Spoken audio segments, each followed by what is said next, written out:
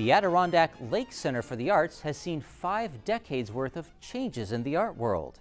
But the organization in Blue Mountain Lake never saw the likes of a pandemic that could change the way it operates until 2020.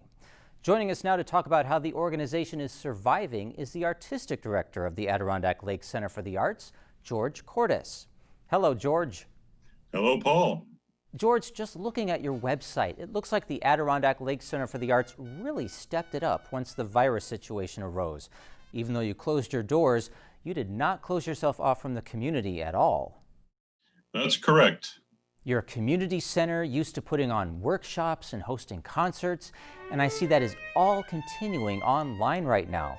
What's been a musical highlight we can enjoy online? Well, as you mentioned, we have gone virtual. So a highlight of that was our concert and interview with the amazing concert pianist Nicole Wong, who has been social distancing in Blue Mountain Lake by courtesy of the Prospect Point Cottages.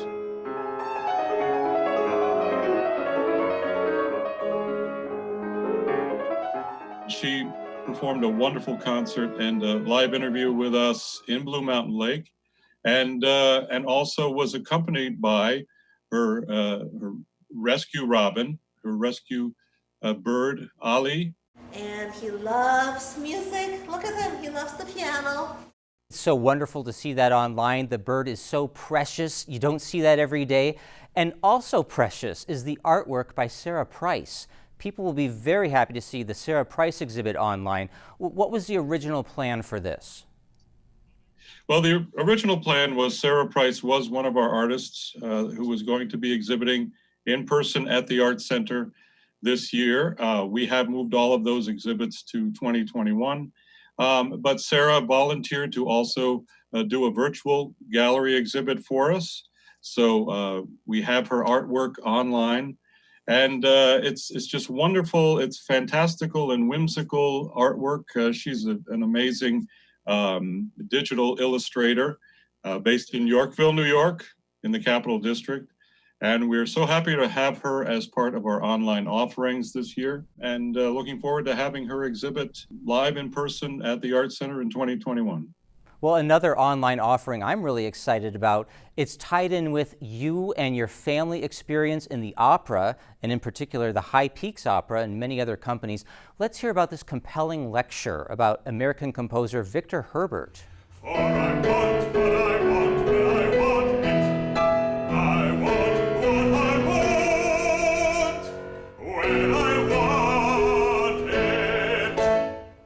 Yes, Victor Herbert was a major American musical figure in the early 20th century.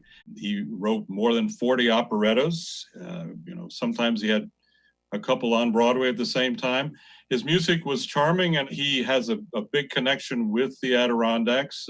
One of his operettas was Babes in Toyland, and from the proceeds from that operetta, he built a camp in Lake Placid called Joyland, and which is on what is now known as Victor Herbert Road.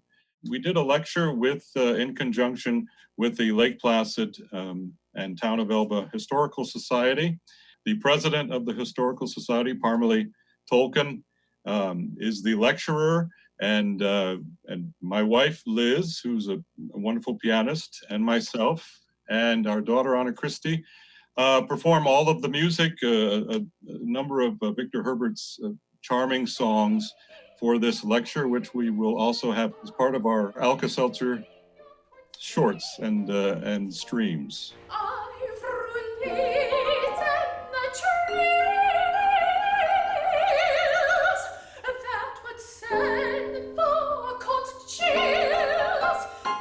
What does this name AlkaSeltzer mean? Because I've noticed that a lot of what you do is under that banner of AlkaSeltzer. Right. When we knew we were going virtual, we wanted to come up with something that was fun and memorable to group all of our online content in. So we came up, because we are the Adirondack Lakes Center for the Arts, ALCA, we came up with the fun name, the ALCA-Seltzer Series Online Relief from the Headaches of Social Distancing. That is so true. It's giving us all a headache. But that didn't stop you from singing some original lyrics about social distancing. I am the very model of effective social distancing. I listen to the experts on the topic of resistancing. I know that brunch and yoga class are nearly as imperative as doing what I can to change the nation's viral narrative. You've shown us how the arts can lift the spirits with humor. Why else is it so crucial that the Adirondack Lakes Center for the Arts remains so active at a time when people are getting out less and traveling less?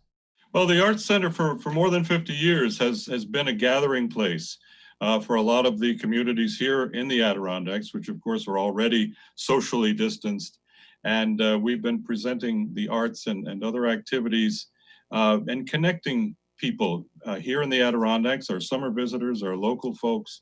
And so when we had to decide to keep our Arts Center temporarily closed to the public, we decided we wanted to stay connected with people. So we have found that people have really appreciated that. They've been learning about the Arts Center, and it will help us come back stronger when we get to the other side of our current situation, shall we say. And you mentioned the connectedness that the arts provide. Why else do we need the arts right now? Well, the arts have always been something that brings joy to people, something that allows people to express themselves in various social and situations and various economic situations like what we have right now. I rode ahead upon my halfway stolen thoroughbred, left Robert in the cart to mind the reins. The arts are really crucial for us to be able to deal with what we're going through right now. There's so much about theater and music and the visual arts that help us to not only express ourselves, but also to stay connected with other people and to help us through these tough times, with the ultimate goal of when we are all able to get back together again on the other end of this, that we will have a much greater appreciation for the arts and for being together and experiencing the arts together. Well, George, we are going to appreciate getting together in a whole new way. And thank you so much for the many ways you're helping keep the arts alive for all of us. Thank you, Paul. To learn about the many workshops, music events, art exhibits, and other activities of the Adirondack Lakes Center for the Arts, head to AdirondackArts.org. Spotlight is supported by the Glenn and Carol Pearsall Adirondack Foundation, dedicated to improving the quality of life for year-round residents of the Adirondack Park.